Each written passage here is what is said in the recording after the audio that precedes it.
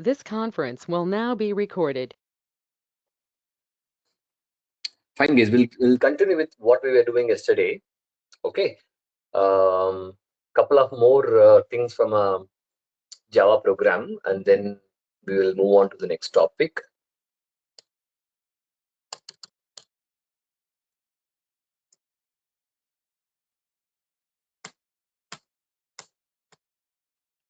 Okay. So yesterday we saw the basics of Java. What are the very skeleton or in fact as a skeleton, what are all things are there in the Java program? Primitive, non-primitive data types, and then we went and created few programs, creating a simple class file, creating multiple class files, a, a calculator kind of programs, right? So we'll continue with that. What we'll do is, let me go to the Eclipse. Okay. So I was telling about any program is going to have multiple classes, we have methods, and then also it is also going to have a import, right? For example, if I go to my DB related a program, okay, so this program is all about connecting to a local DB. Okay, nothing more than that. It will just try to go and connect to my MySQL DB, and then it will try to do some inserts. Okay, don't worry about what is there inside the program. In fact, if you even the way you want, I want you to even learn this program, right? With now with the power of your GenAI, all these things are going to be very simple. Okay, even if you go to say, for example, let me open the Copilot. Okay, the way you can learn Java, if you want to learn Java in the future as well, right? Or for you even to you to go and create few programs, you define your requirement. Okay, you can say that I want to go and read a CSV file, or read a JSON file, or you want to do a DB connection, right? For example, if I want to create a program to connect to a MySQL DB, I don't know anything, for example, right? What I will do is I'll say that give me a Java program to connect to a MySQL database. Okay, and this will generate the code for me. Okay, so I'll just copy this and then say I can go here and then create a new class file and then say that database program, finish.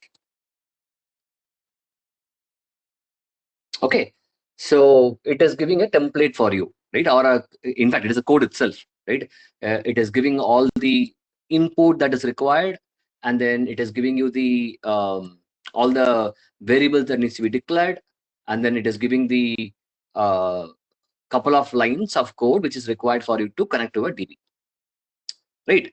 So and also if you go to the Copilot, right, it will also explain you what are these things, and you can also go and ask Copilot to do some changes to this if you want a very specific kind of a code to be generated. Okay, so this way you can learn, and then in say for example, if you wanted to really understand, you can say that I don't understand result set statement and all. Can you explain?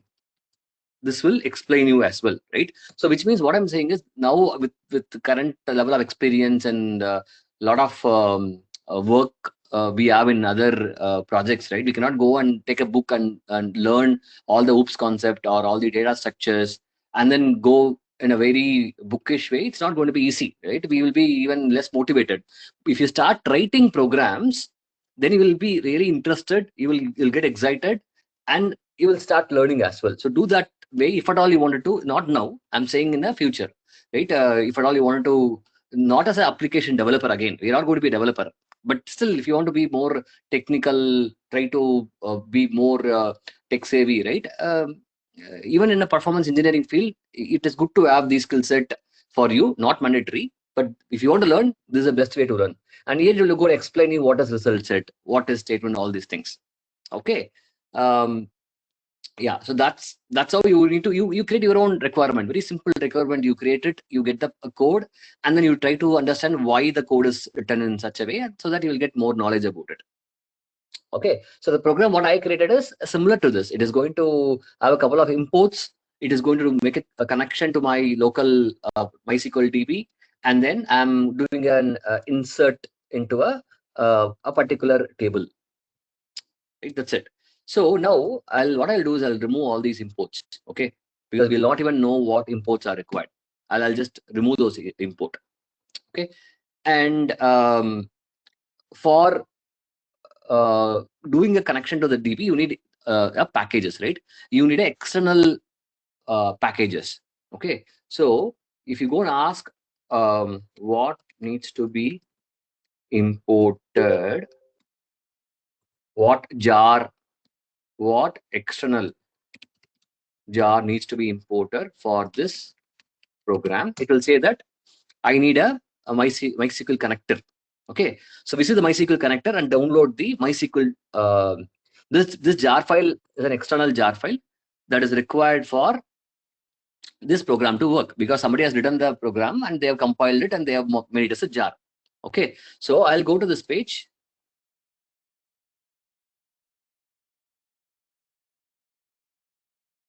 And then download the MySQL. I'll say it's a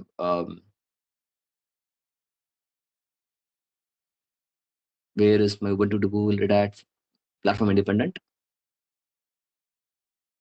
and then I will download the. Okay, let me not log in and all. What I'll do is I'll go in the Google. There will be other sites where I can download the MySQL connector. Okay, MySQL connector jar downloads.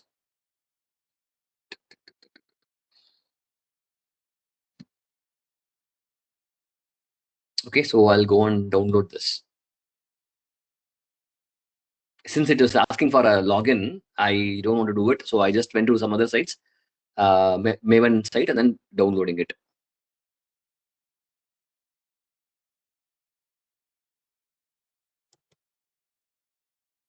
Oops.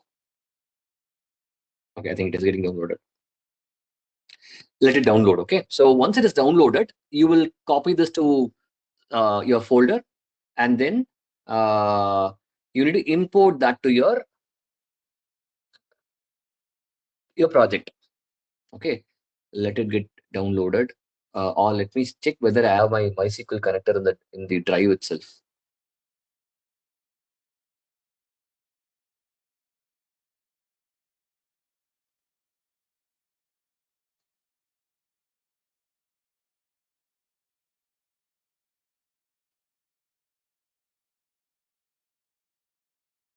Whichever comes fast, let's take that. So a lot of programs would need this kind of reusable jar files or the open source jar files, right? So you will know, you'll tend to know what are those required, and you will download it, and then you will go and import it.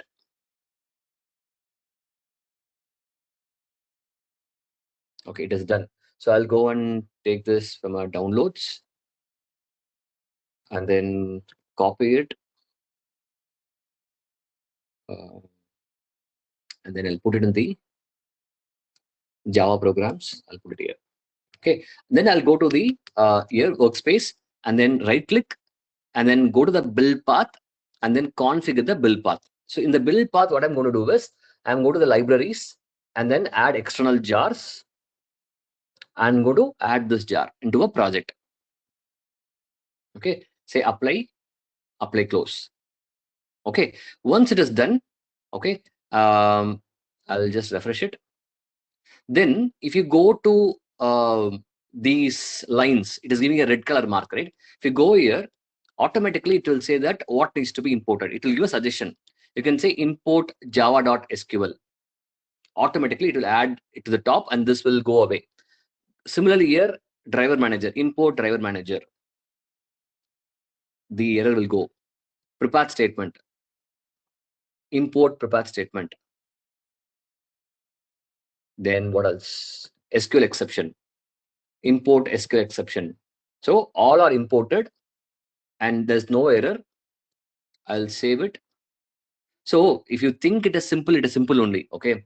I mean, to be honest, if you take a 1 year, 2 year, 3 year developer, or I would say 60 to 70% of developers are not really super great. Okay, they rely on the existing programs, they rely on the uh, obviously the internet, and now with Copilot and GenAI, they create the programs and then they do it, and somehow they finish the work. Okay, so if you think it is simple only. It's a mode how you want to think and how you wanted to learn. Okay, so you don't even think that you haven't done any program in the life, whether I'll be able to do it or not. You can do it, though it is not mandatory for performance engineering. I'm saying nothing is difficult with the world of internet and especially with Gen AI. Okay, now if I go and run this,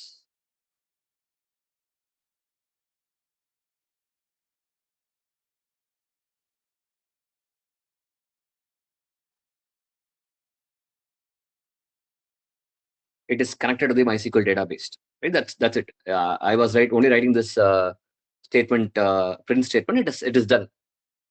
Okay, so whatever import you're going to have it, import can be for DB import, could be if you want to read a JSON file, if you want to do a read a CSV file. For everything, there is going to be a external jar file which you're going to download and then add it to your build path. Okay, fine. So now what we'll do is we'll just take another simple example. What I explained yesterday about the e-commerce application, right? I mean, somebody wanted to get a price for a laptop. Somebody wanted to get a price for mobile, right? So what I will do is I'll just go and create a new class file. Okay, I'll name it as. In fact, I'll go and create a new project. Sorry, new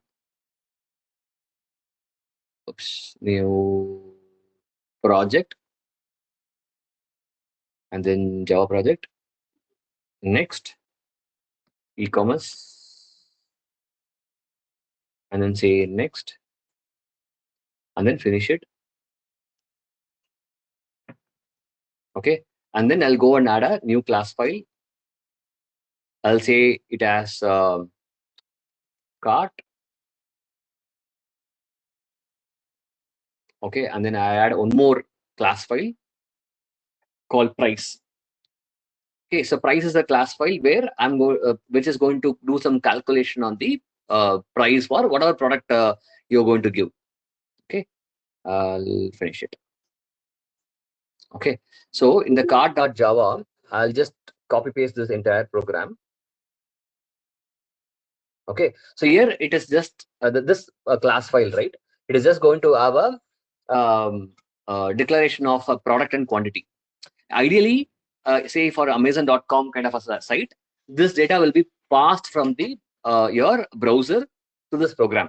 I'm just hard coding this as a mobile and quantity as 3. Okay, and then I'm calling a price calculator class file where I'll be passing the product name and quantity. Okay,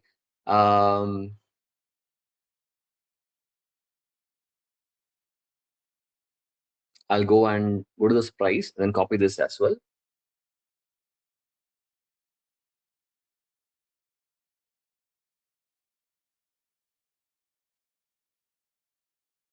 It is giving some red color mark, add package declaration.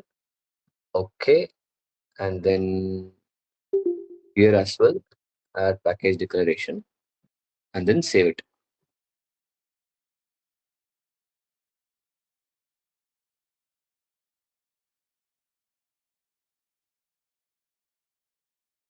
Okay, now, so as I said, in this first program, we are declaring a product and the quantity, and then I'm creating a class file for the price object for the object for a price class, and then I'm calling the price calculation method by passing this product and quantity. That's it, nothing else. Okay, in the price.java, I'm receiving the product and the quantity, and then okay, and what I'm saying is, if product is laptop, costs us 2000. If product is mobile, it costs 300. Just an hard-coded value. Ideally, in your actual application and all, it might go to the DB, it might call the other backend services to get the cost, tax, discount, everything. Okay, this is a very simple representation of two class file. One is going to receive the quantity and the product, and it is going to call the price calculation program, which is actually going to receive this product and the quantity, and then it's going to calculate the price, and then it is going to return the data. So very simple two classes. Okay, so now I'll just execute this.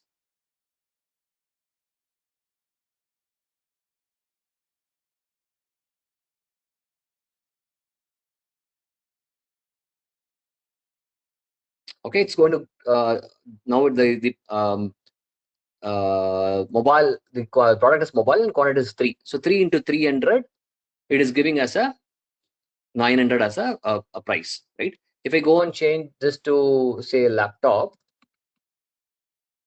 and then run it, it's going to calculate the price for the laptop. Okay, so that's how in reality, more from a skeleton perspective, don't worry about the actual logic, but more from a skeleton perspective, there are going to be multiple class file. From one class file, you'll be calling another class file through an object, and then you'll be calling the respective methods to do that work. Okay, even when we go and analyze the e-library or any other application in JProfiler or AppDynamics or Dynatrace, the structure is going to be when you analyze a root cause for a response time problem or a memory leak problem. This is how you're going to get it in the tool as well. It will say that the program started at this class file. It went to this class file. From there, it went to this method. From there, it went to this SQL. That is how the service flow was happening. And the response time was high in the third class file, fourth method. That's how you will be observing it in the JProfiler or any other tool. Okay, now it is giving 6,000 as the value. Okay, so now we have created multiple programs, right? So let's understand two things. One, you can, from these programs, you can create a jar file. You can also create a jar file, because you cannot always run everything from a Eclipse, right? Eclipse only for development. So you either you have to convert that into a jar or var so that it can be executed in the command line or can be deployed in the Tomcat. Okay, so you create your program and then you will distribute that to your other people, other teams, or they will import this jar file to their own packages. So end of the programming, and the output is going to be in the form of jar or var. Okay, more from a comparison perspective, if you want to keep it very simple, var is more of a web archive, which will include not only the Java programs, it will also include your style sheet, HTML, all the web components. If you go and look into the E library, it is not only having the all these classes, it will also have a web content. Okay, all the HTML, JavaScript, your style sheet, everything together. So for E library, you go and right click and then export and create a var file. Okay, but for your standalone Java programs, like say this e-commerce, right? I'll go and create a jar. Okay, export and then runnable jar file. Next, say finish. Okay, now this e-commerce jar file is created. Right now, from now, I don't need to go to the Eclipse for doing this execution. I can just open the command prompt and then say that java-jar e-commerce.jar. Whatever you saw it in the console, now it is appear here. I'm in the start of the price program. Product price is 6,000. Okay, so that's how the developers are going to create the jars and var from the Eclipse or any other IDE. Okay, so all your traditionally var will include your all your web components plus your Java class files. Jar is more towards your core Java components or the class files alone. Okay, so the jar and var you might keep hearing in your project as well. So just for your understanding, you remember these comparisons. Okay, fine. I'll take a pause here. Okay, all these programs are available in the drive for you to download and practice it. So maybe in the weekend, at least just blindly also go and copy this and then do a practice. Okay. Somebody has a question. Prithvi, you have a Yeah, question? Go ahead. yes, sir. So the creation of the jars and the walls, you're showing just for our understanding, right, sir? As a Yes. PE, we'll not do anything like in the real time. This jar and the wall. True. We will not do it, but in certain places, right, with agile and DevOps team, these things are getting very, what to say, when there are people who do everything. Okay, they pull the code from the Git repo, they create their own war file, and then they deploy it in their environment and then go and do a profiling. For example, see, developers are going to create these services and functionalities, right, and then they check in the code to the Git. Okay, they will not create a build or war file. They'll just go and do a commit. You as a performance engineer, right, you can go and pull the code and then create a build and then deploy it in your profiling environment, and you profile it and then provide the results. So that is also happening in few mature organization, um, but it's maybe 2 out of 10 projects. Okay, so you no need to worry about it. Even if you want to do it right, it is more about a process. One day, if you're going to sit with the developer, there are going to be some Git related software you have to have it in your mission, and you run some commands, you pull the latest code, and then you commit. You pull that code from a particular branch, and then you build it and deploy it. There is nothing more technical towards it. It is more about the process. It is more about knowing how to do these things from other people. So it is a matter of a day you will be able to do by yourself. So you no need to know everything every time. Okay, so if you are supposed to do it, you will be able to do it. Just that you have to get that information from the developer, and you can easily do it. Yeah, okay, sir. Okay, but as you Yes, sir. told, Mm-hmm. yeah, yeah, as you told, sir, like this var and jar, it is already there in the Google Drive, right? So what we must do, we must copy it to the Tomcat. You told something I missed, sir. Correct. You told So when it something comes few to times. our hands-on, you always going to do is you're going to download the war file from the drive.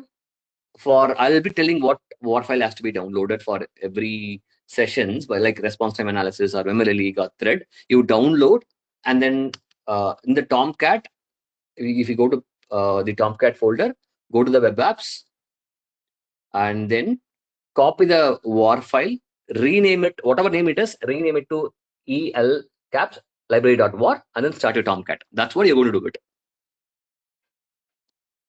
See, underneath, what it is going to do, right? In Eclipse, a developer is going to zip all these things. Jar is nothing but a zip.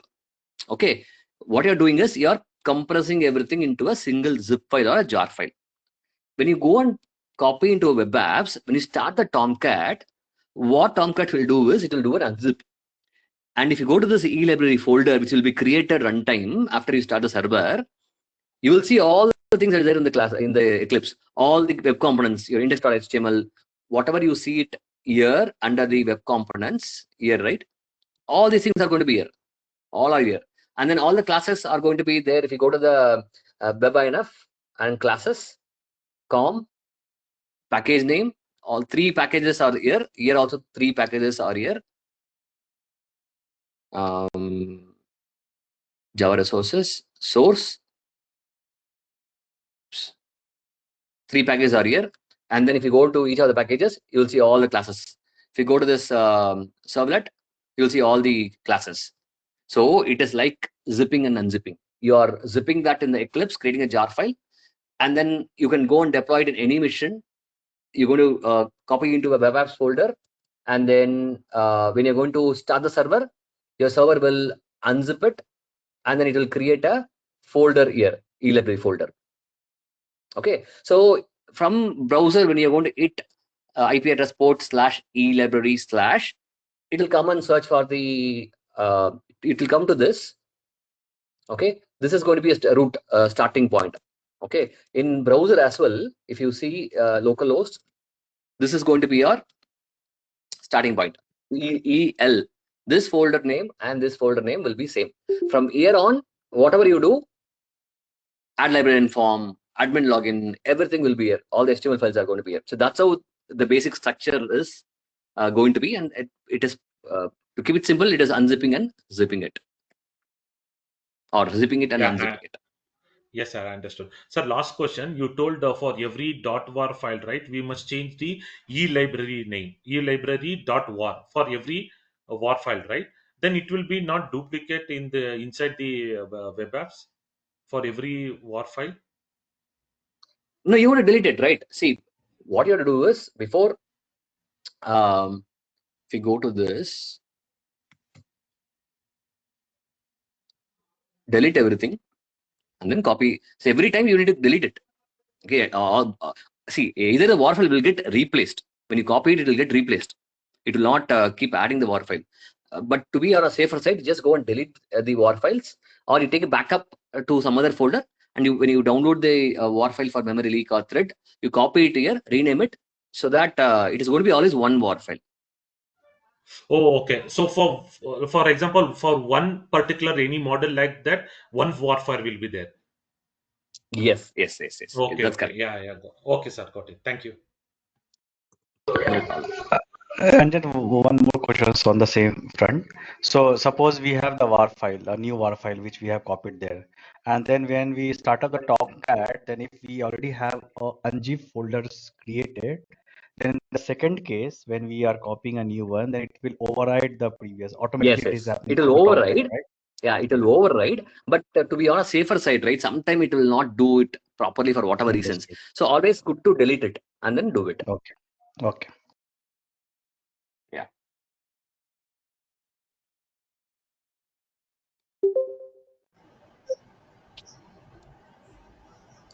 Hi, Sir, Sapan. if uh, Hmm? Go ahead. sir, Yeah, actually, if we delete the previous one, right? The whole application we want, like as you told, for one model it will be one war file. Okay, to execute the everything like end to end, then where can we run that one then? No. See, um, say tomorrow we are going to learn a response time analysis.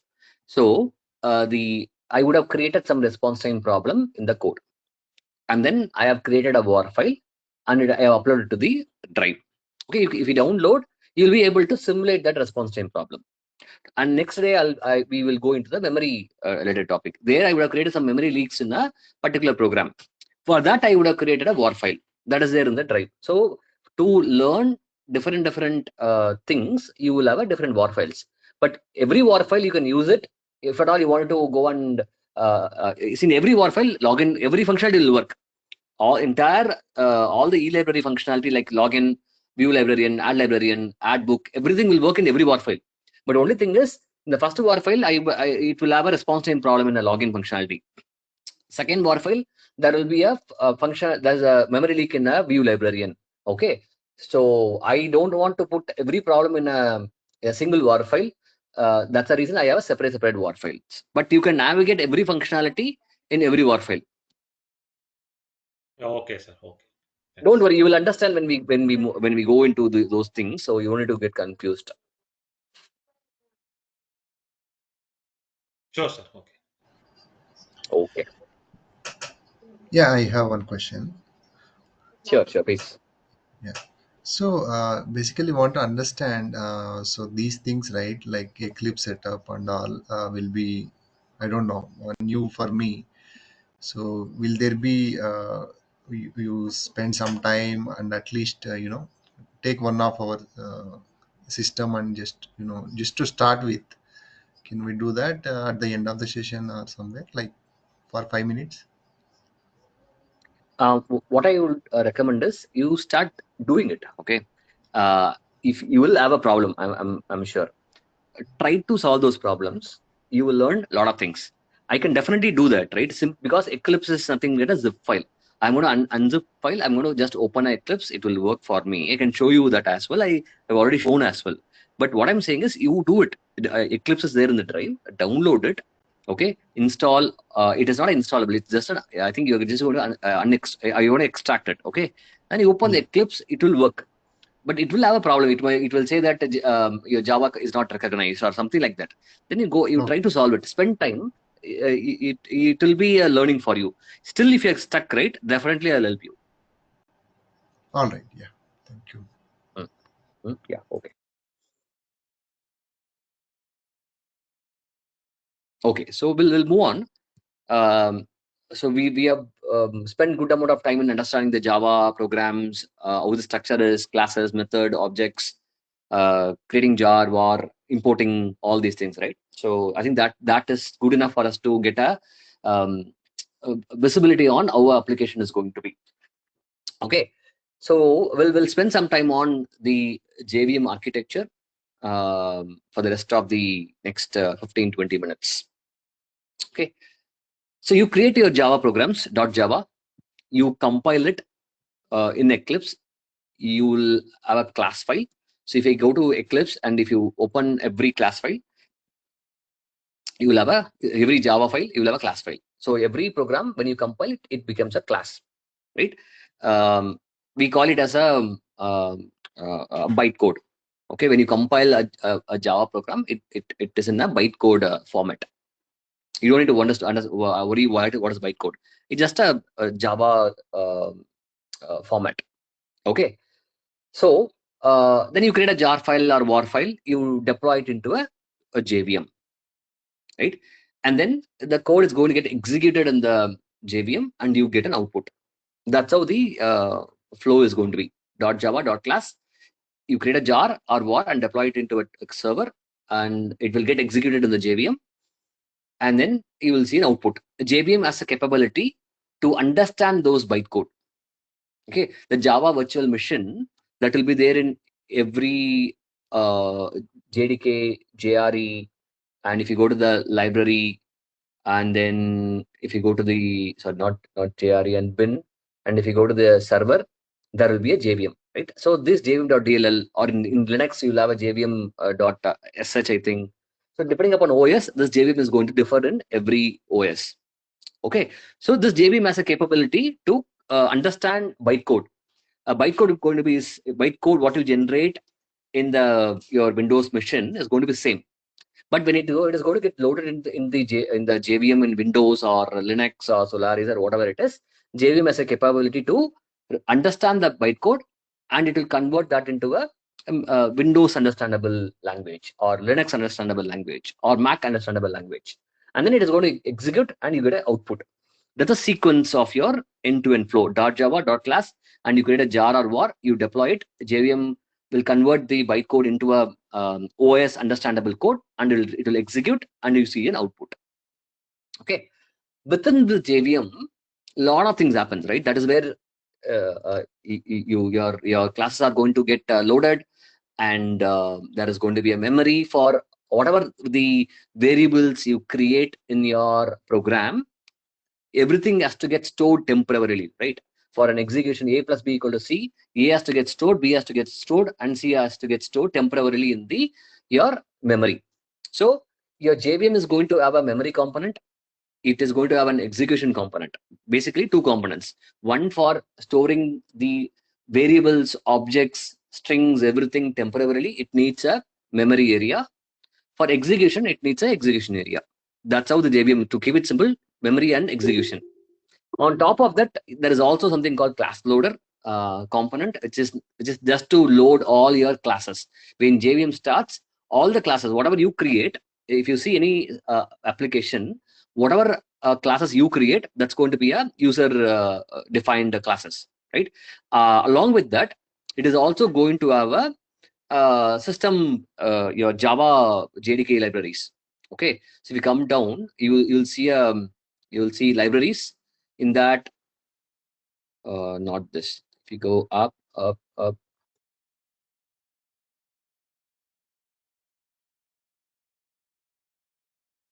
close this.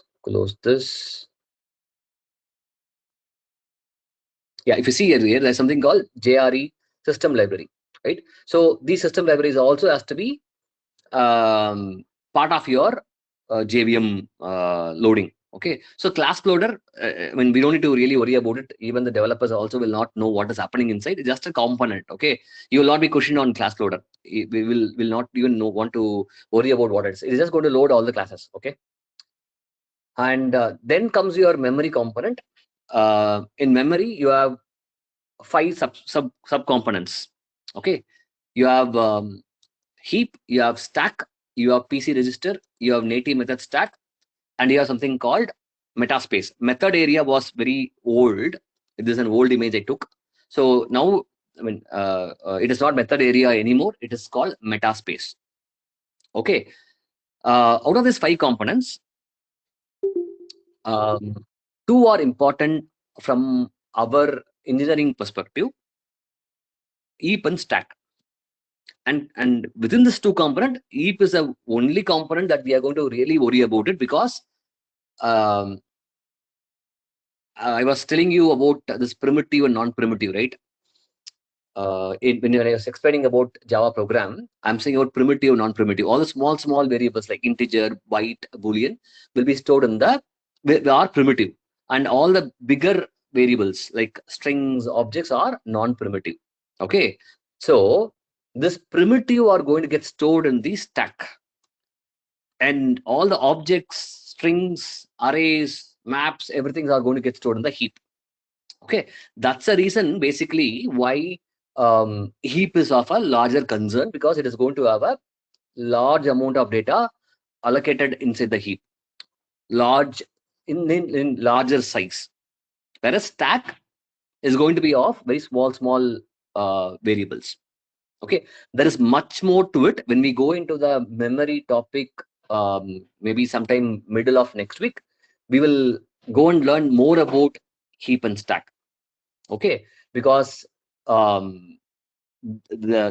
concept of GC will come into picture. There is a relationship between heap and stack when it comes to GC references. So we will learn more about heap and stack later next week. Okay, but from an architecture perspective, just understand that the heap and stack are very important components within the JVM memory. Heap is going to hold all your non-primitive variables like strings, arrays, and objects, whereas stack is going to hold a very small variables like integer, boolean, characters. Okay, now this PC register, it's a very small component, just a registry. Okay, whatever a particular thread is doing at any point of time, it will just keep a registry. It like thread created, thread destroyed, thread is executing this line of code. It is more of a registry data. Okay, so nothing we are going to do with this. We are not going to configure. We are not going to monitor. There's nothing we will worry about the PC register. Just get the definition alone, that's enough. Even if you don't understand the definition, don't even worry about it. Okay, it's a register. As a name says, it is a registry. There's something called native method stack that is also not an area of concern for us. It is similar to the JVM stack, but here whenever from your Java, if you're going to call any Windows programs, or if you're going to call some other native program like Python programs, right, that is running in your Windows machine, for any memory that is related to call those program are going to be stored in this native method stack. Okay, so again, this is not a real need for us. We will not again configure, we will not monitor, we will not tune. There won't be much problem, so we don't need to worry about this as well. Okay, so these last 2 items you just ignore. Just remember there are two things. The metaspace is one of the native memory component, which is going to have a metadata about all your classes. It will have all the information about the classes. Metadata about classes means what are the class files getting loaded, what is the address of that. So it is going to have a metadata of all your classes. Okay, if there are under classes, it is going to store the details about those under classes. Okay, and whatever static variable you declare in your program, somewhere if you declare static string abc is equal to some value, India or Australia, whatever it is. I'm just saying an example, right? Any static variable, if you're going to declare in your program, that static variable will get allocated in the metaspace. Okay, so these are the 5 components within your JVM memory. We will learn more about this when we go into the, especially on the heap and stack. We will be learning a lot when we go into the your memory topic next week. The other things are execution. Yes. Sorry, this method area which is changed to metaspace. So from which version, like recently it is happened? Java No, or not recent. It is very long. From okay. from Java 8, I think. Java 11. No, yeah. Java 8 itself, they have done it. Okay. Yeah, because earlier for method area, right, we used to assign like heap, right? We assign minimum and maximum to heap, correct? Earlier for this method area also, we used to have a we call it as a POMGen. Okay, for that also we used to allocate a min and max earlier before Java 8. I'm saying it is long back. Really, I think we should not even talk about this comparison. It yeah, it is before Java 8. Okay. Yeah. Earlier, we have to assign what space needs to be given to this POMGen. Now, metaspace will grow automatically. Okay, it will take if additional memory is required, it will take it from a RAM. So we don't need to go and assign any memory to the metaspace. Only memory what we assign is a heap. We go and give 2 GB, 4 GB as a min and max, or 4 and 8. Stack also default it is going to be 1 MB only. Okay, I'll tell you later about the stack and all. So heap is the only one which we will configure, which we will monitor, which will have a problem, which we will analyze it. We will take a heap dump. All these things will revolve around heap only.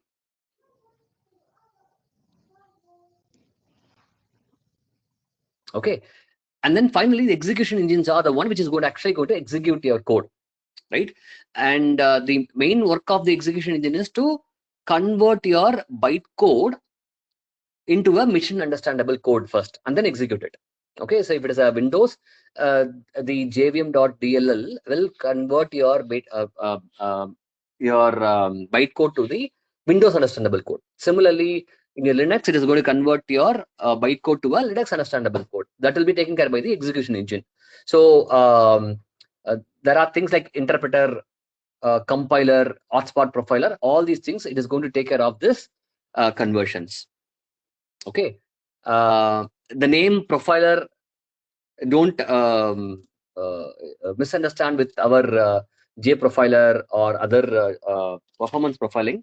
Here, JVM intelligently will be looking into the classes which are frequently used, and then it will do a pre-compile.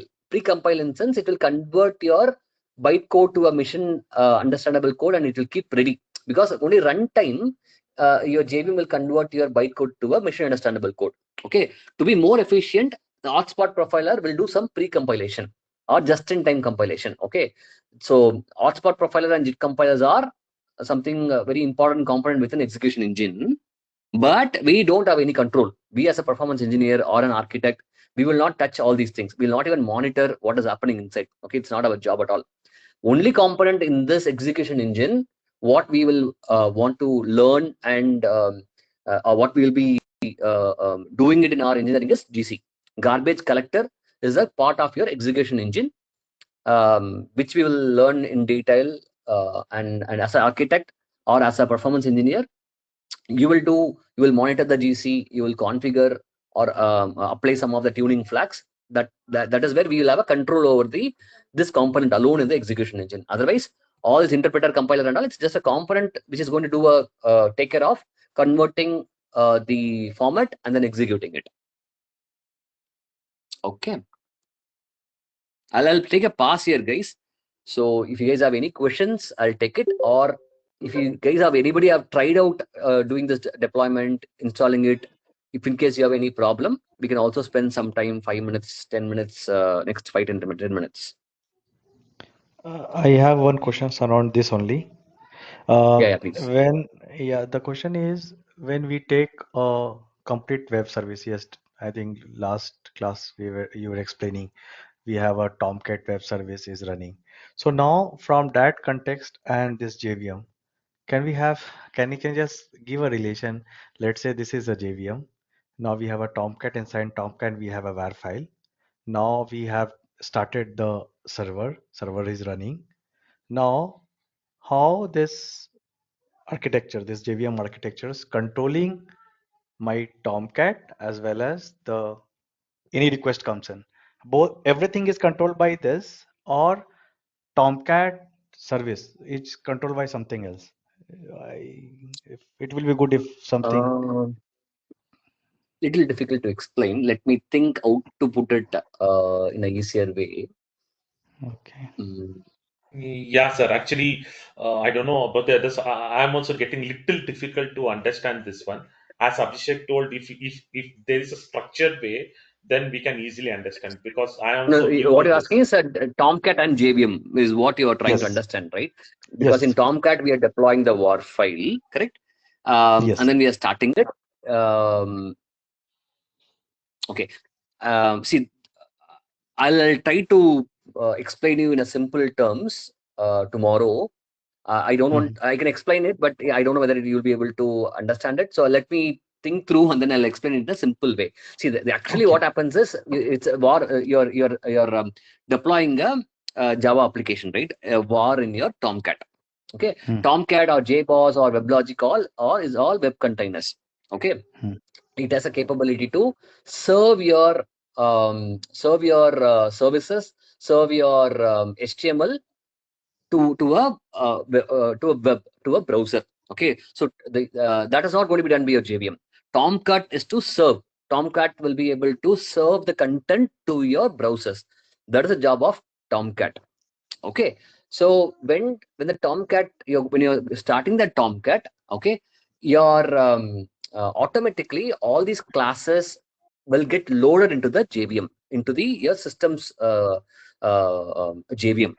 Okay, a process will be see, in a same laptop I can have two Java application also. I can have two Tomcat folders. I can deploy e-library application. I can also deploy a e-banking application. Okay, so when I go to start the Tomcat, and the war file which is there, which it will get unzipped, and it will get and then it will initiate a new process. Okay, that process will be controlled by your Java, your JVM. You see then something called PID, right? For every whenever you start application, there will be a process that will be created. That process will be controlled by your your Java JVM. Similarly, in another Tomcat, when you start it, that Java application will be controlled by a separate process ID uh, and it will get initialized in the separate JVM. Okay, so in the same mission, you will have a two Tomcat and two JVMs, and for each JVM there will be a process ID. Okay, but I will try to get the story a little bit in a different way so that you can understand it tomorrow. Okay, Yeah, but sure. Thanks, high Satish. level, whatever I said is what happening, but I'll think through and then I'll try to explain in a better way.